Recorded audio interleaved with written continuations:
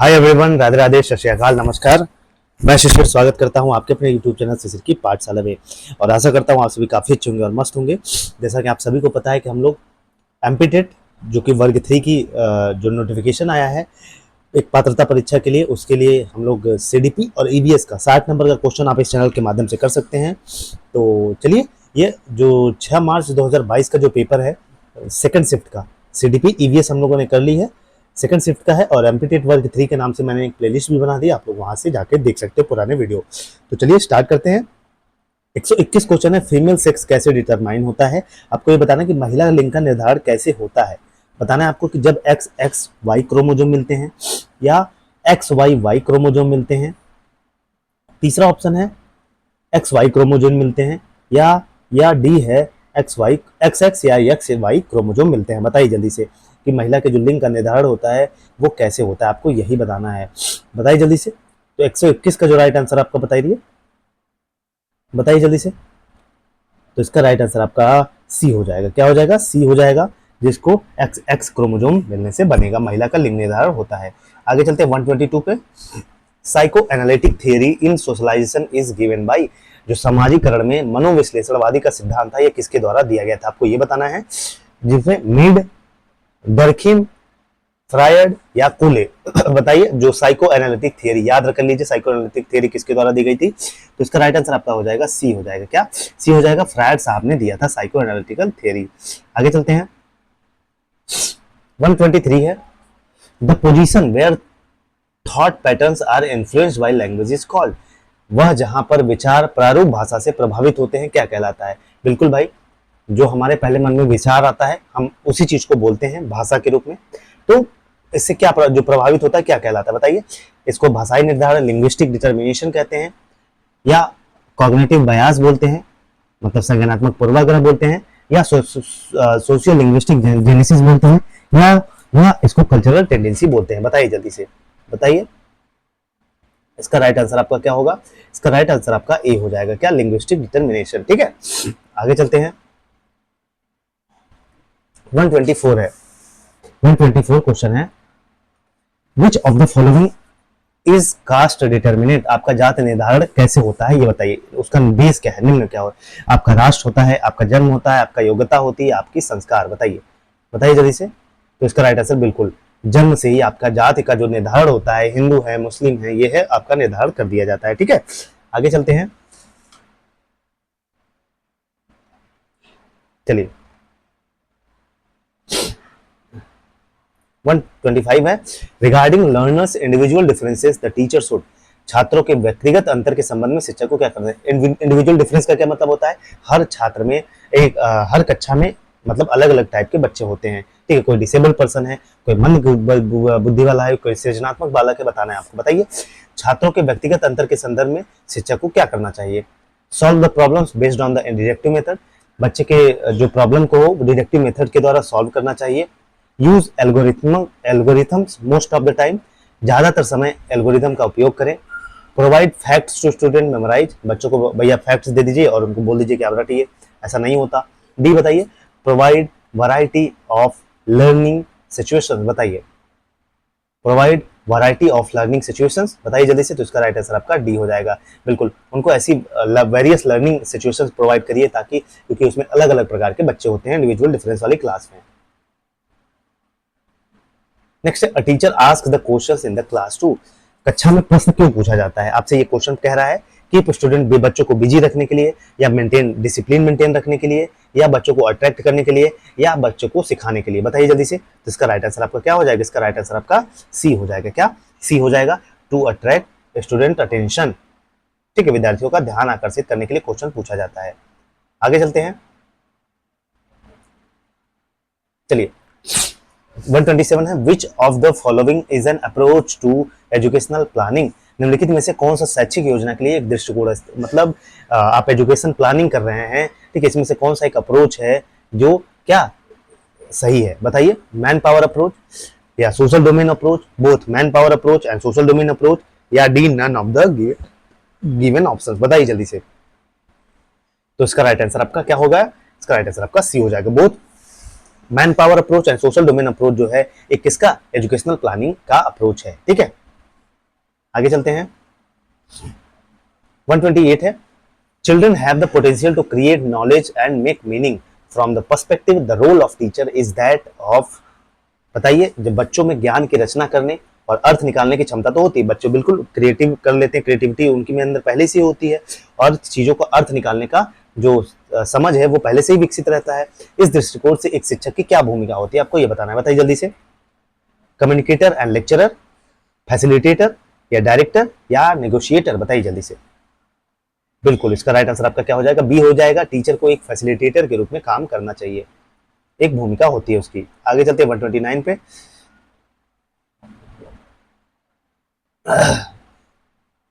Which of the following is not a feature of maturation? परिपक्वता की विशेषता निम्न में से क्या नहीं है, आपको ये क्वेश्चन बताना है। ठीक है, निम्नलिखित में से कौन परिपक्वता की विशेषता नहीं है?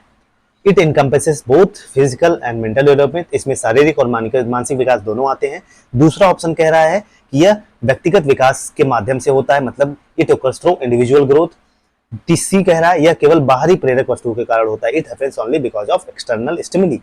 डी कह रहा है it is basically the process of growing, यह क्या है, यह मूल रूप से बढ़ने की प्रक्रिया। बताइए बताइए जल्दी से। बिल्कुल, इसका राइट आंसर सी हो जाएगा, it happens only because of external stimuli, यह केवल बाहरी प्रेरक वस्तु से होता है। ठीक है, आगे चलते हैं 130 में। 130 क्वेश्चन कह रहा है कि which of these does not comes under physical development of child, इसमें से कौन सा बच्चों के शारीरिक विकास के अंतर्गत नहीं आता है। बताइए। Height, weight, body, part of proportion, बिल्कुल ये आता है। Development of strength, coordination, speed, शक्ति, समन्वय, गति का विकास। या सी कह रहा है प्रॉब्लम सॉल्विंग एबिलिटी, बताइए समस्या को सुलझाने की क्षमता। या precision in the use of arms, legs and other body muscles, मतलब हाथ, पैर और शरीर की अन्य मांसपेशियों के उपयोग में सटीकता। बताइए इसका राइट आंसर 130 का, तो 130 का राइट आंसर आपका हो जाएगा सी हो जाएगा। क्या हो जाएगा, सी हो जाएगा। प्रॉब्लम सॉल्विंग एबिलिटी जो होती है ये कॉग्निटिव डेवलपमेंट के अंदर आता है, ना कि शारीरिक विकास के अंदर। ठीक है, आगे चलते हैं। 130 है, Which of the following does not belong to one of the psychological reason for child delinquency? निम्नलिखित में से कौन बाल उपचार होना चाहिए के मनोवैज्ञानिक कारणों में से, मतलब बाल उपचार के लिए इनमें से कौन सा मनोवैज्ञानिक कारण नहीं है? इनडिसिप्लिन, अनुशासनहीनता, या नो प्रॉपर एंटरटेनमेंट, बच्चों का उचित मनोरंजन न कर अभाव होना, या इम्प्रॉपर इंटेलेक्चुअल डेवलपमेंट, अनुचित बौद्धिक विकास, या डी कह रहा है अनएम्प्लॉयमेंट। बताइए, तो इसका राइट आंसर आपका क्या हो जाएगा, डी हो जाएगा, अनएम्प्लॉयमेंट या बेरोजगारी। आगे चलते हैं। 132 कह रहा है when we exclude some children from the education system it is dash to dash them for any purpose in the community। जब हम कुछ बच्चों को शिक्षा प्रणाली से बाहर करते हैं तो बाद के चरण में समुदाय में किसी भी उद्देश्य के लिए उन्हें डैश से करना पड़ता है। नॉट डिफिकल्ट इंक्लूड, बिना मुश्किल या शामिल करना पड़ता है। बहुत मुश्किल, शामिल या आसानी, बहिष्कृत। और डी कह रहा है बहुत मुश्किल या बहिष्कृत, तो इसका राइट आंसर आपका बी हो जाएगा, वेरी डिफिकल्ट एंड इंक्लूड। जब हम कुछ बच्चों को शिक्षा प्रणाली से बाहर करते हैं तो बाद के चरण में समुदाय में किसी भी उद्देश्य के लिए उन्हें क्या, बिना मुश्किल से शामिल करना पड़ता है। ठीक है, आगे चलते हैं 133 पे। डिफिकल्ट टू बिल्ड और maintain satisfactory relationship with peers and teachers is the characteristics of dash. साथियों और शिक्षकों के साथ संतोषजनक संबंध बनाए रखने में कठिनाई की विशेषता है। बताइए जल्दी से। टैलेंटेड चिल्ड्रन की ये कमियां हैं या विशेषता है, प्रतिभाशाली बच्चे या रचनात्मक बच्चे या औसत बच्चे, बताइए जल्दी से। या children with emotional and behaviour disorder, बिल्कुल इसका राइट आंसर बी हो जाएगा, children with emotional and behaviour disorder. क्या डिफिकल्टी, इनको बच्चों को जो साथियों और शिक्षकों के साथ संतोषजनक संबंध बनाने और बनाए रखने में कठिनाई की एक विशेषता है। चलिए 134 है, the teaching learning process of the slow learners should be based on. जो टीचिंग लर्निंग प्रोसेस जो स्लो लर्नर हैं उनके लिए किस चीज पे आधारित बेस्ड होना चाहिए। बताइए। द लर्नर्स मेंटल एज, उनकी मानसिक आयु पे या उनकी IQ स्कोर पे, बताइए जल्दी से। 134 का राइट आंसर बताइए। तो इसका राइट आंसर ए या ओनली 2 या पहला दूसरा या इनमें से कोई नहीं, बताइए। तो इसका राइट आंसर आपका ए हो जाएगा, केवल 1। बिल्कुल, जो teaching learning process of slow learners है वो किस पे बेस्ड होना चाहिए, उनके द लर्नर्स मेंटल एज पे बेस्ड होना चाहिए। ऐसा नहीं कि 10 साल के बच्चे को आप ग्रेजुएशन की चीजें पढ़ाओगे तो कहां से सीखेगा। 135 अकॉर्डिंग टू पियाजे children's ability to understand think about and solve problems in the world develops in, जो पियाजे साहब हैं उन संज्ञानात्मक विकास का सिद्धांत इन्होंने दिया था के अनुसार विश्व में समस्याओं को समझने, सोचने और हल करने को बच्चों की क्षमता का विकास कैसे होता है बताइए। डिसकंटिन्यूअस मैनर में, ग्रेजुअल चेंजेस ओवर टाइम, समय के साथ क्रमिक परिवर्तन करने से, या निरंतर तरीके से, या घातीय तरीके से। बताइए जल्दी से। इसका राइट आंसर ए हो जाएगा, डिसकंटिन्यूअस मैनर में, इसे असंतत तरीके से। आगे चलते हैं 136 विच of the following is a part of law of attitude given by Thorndike. इनमें से कौन सा एक पार्ट है जो लॉ ऑफ एटीट्यूड का जो थॉर्नडाइक के द्वारा दिया गया था बताइए। The response of a person is dependent upon his her attitude towards the situation. सीखने की संपूर्ण प्रक्रिया जीव की संपूर्ण मनोवृत्ति पर निर्भर करती है। बी कह रहा है learner's response is moved from one stimulus to another in respect to the basic or associative stimulus। अधिगम की जो परिस्थितियां समान हो तो एक अधिगम क्रिया के साथ दूसरा अधिगम भी सीखा जाता है, बिल्कुल।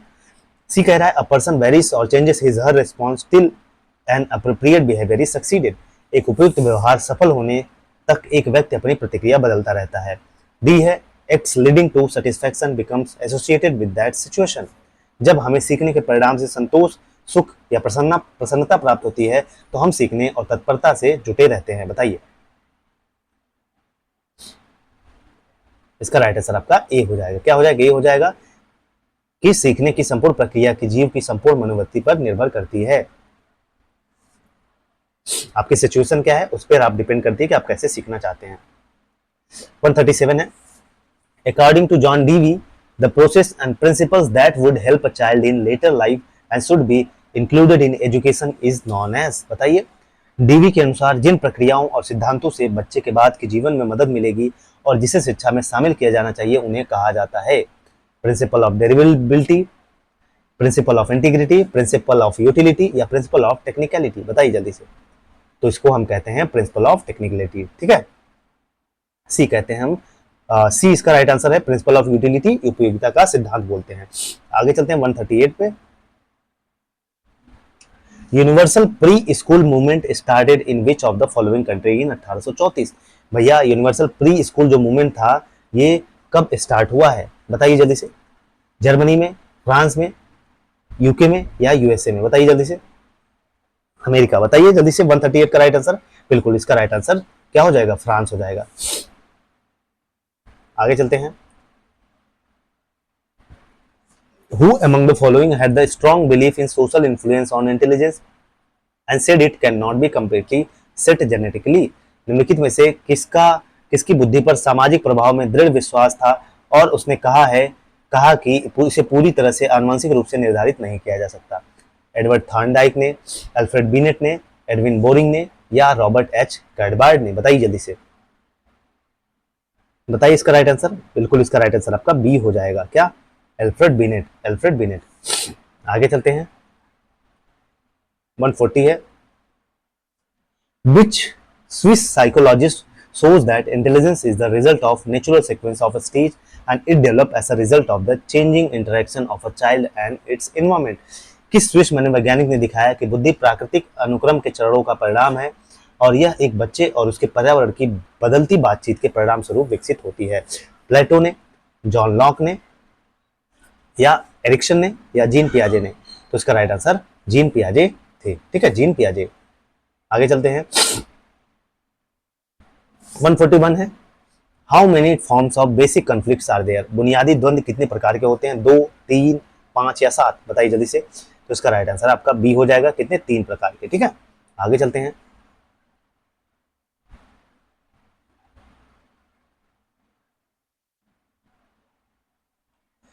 Which of the following approach emphasis more on intrinsic motivation where personal needs are the source of motivation for self-actualization।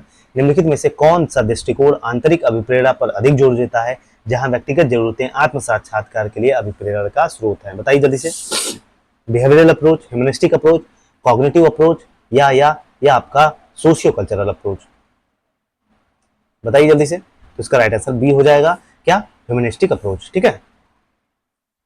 आगे चलते हैं 143 पे, dash are inferred from verbal and non verbal expression, dash मौखिक और गैर मौखिक अभिव्यक्तियों से अनुमानित है। बताइए, इमोशंस, मोटिवेशन, ड्राइव या गोल्स। बताइए जल्दी से। तो इसका राइट आंसर आपका क्या हो जाएगा?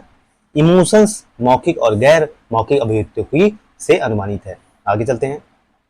144, adolescence is a very dash stage as far as emotions are concerned, जहां तक संवेद का संबंध है किशोरावस्था एक बहुत ही डैश अवस्था है। इम्परवियस प्रबल, डल सुस्त, सेंसिटिव संवेदनशील, इनएक्यूरेट सरल। बताइए जल्दी से। गलत, बताइए जल्दी से। इसका राइट आंसर आपका सी हो जाएगा, सेंसिटिव। क्या? सेंसिटिव। आगे चलते हैं।